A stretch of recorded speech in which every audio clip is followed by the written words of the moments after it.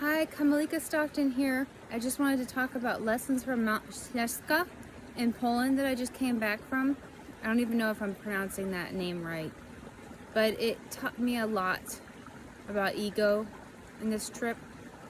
So before I went, I had been training as much as I could when I found out that I was going to Poland, but nothing could prepare me for what I went through. I've done some hiking and I'm used to being in the winter and in the cold, but this was a whole nother beast. And so and I had an ego about it. I was like, I don't want to be the last. I'm a teacher and I don't want to be the last one up the mountain.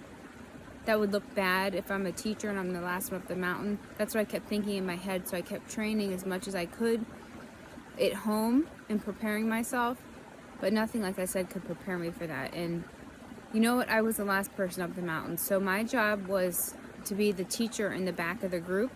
Of 100 people, we had 2 teachers per 30 some people per group, 300 participants altogether. So my job was to be at the end of the line and making sure everyone was safe there. And it was like 3 hours incline and almost a foot of snow. And at the very top, they closed down the mountain because it was a whiteout. You couldn't see in front of your face. And I was sloshing around and I was really struggling. At a certain point, I was literally picking up my legs by my pants. It's how difficult it was for me. And I'm outside here. It is the first day of spring.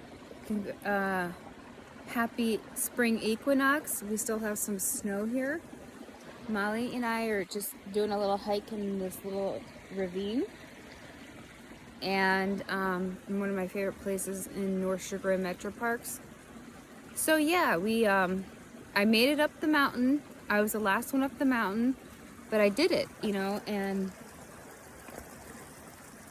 so I had to really look at like what that was about, like not wanting to be the last one up the mountain and realizing that, and I had to just accept where I was at, and it doesn't matter, I'm still a student even though I'm a teacher, and I have to just accept where I'm at in my life, physically, mentally, spiritually, and just, if I want to get better, I just have to work better at it, but accepting that it's okay to be last, because I don't like to be last, and something that bothered me, because I'm a very slow person, and everyone else around me is always faster than me, but that's my nature, is to be slow, to talk slow, and to me it's peaceful to observe and take things in slowly, and that's how I enjoy my life.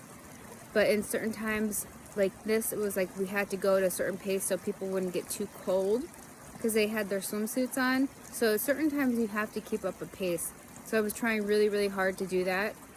But my nature is to be slow and to move slow, and I'm okay with that, but I had to accept myself in this situation. And that's all I just wanted to say. One of the lessons I learned about ego and just not judging myself and accepting myself where I'm at was what I was taught from this mountain. And I said a prayer to the mountain before we went up, just be gentle, but help me learn a lesson, help me learn. And it was an amazing lesson. And ego and just accepting, self-acceptance once again, accepting where I'm at in my life and accepting myself where I'm at physically, mentally, and all of that. So thanks for listening. And hey, guess what? I have a workshop coming up April 2nd, advanced workshop. You want to go deep?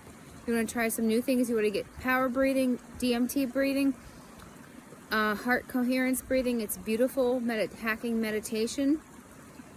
Check out my website. Check out contact me April 2nd at the yoga room. I have a workshop, advanced workshop, and a few spots still open. Check it out, and thanks for listening to my video. Have a wonderful, blessed day.